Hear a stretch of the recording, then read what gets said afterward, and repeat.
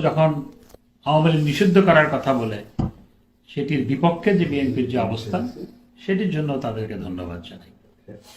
এবং একই সাথে আজকে যখন মুক্তিযুদ্ধকে অস্বীকার করার অপচেষ্টা হচ্ছে, সেটির বিরুদ্ধে বিএনপি অবস্থান নিয়েছে, সেজন্য তাদের ধন্যবাদ জানাই। কিন্তু সারা দেশে আমাদের নেতাকর্মীদের বিরুদ্ধে তাদের নেতাকর্মীরা যে কাজগুলো করেছে, এখনো করে যাচ্ছে, সেটি অবশ্যই বিএনপিকে দমন করতে হবে।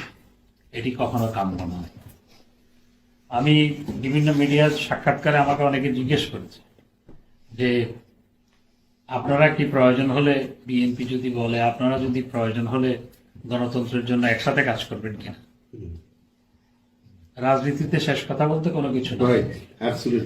আমরা গণতন্ত্র রক্ষার জন্য আমরা যে কোনো গণতান্ত্রিক রাজনৈতিক দলের সাথে আমরা কাজ করতে আগ্রহী। আমরা 2006 সালে আন্দোলন করে বিএনপির বিরুদ্ধে আন্দোলন করেছিলাম। 2006 সালে আন্দোলন করে বিএনপিকে ক্ষমতা থেকে বিদায় নিতে হয়েছিল। এক বছর পর 2007 সালে আমরা বিএনপি সহ একত্রিত হয়ে তৎকালীন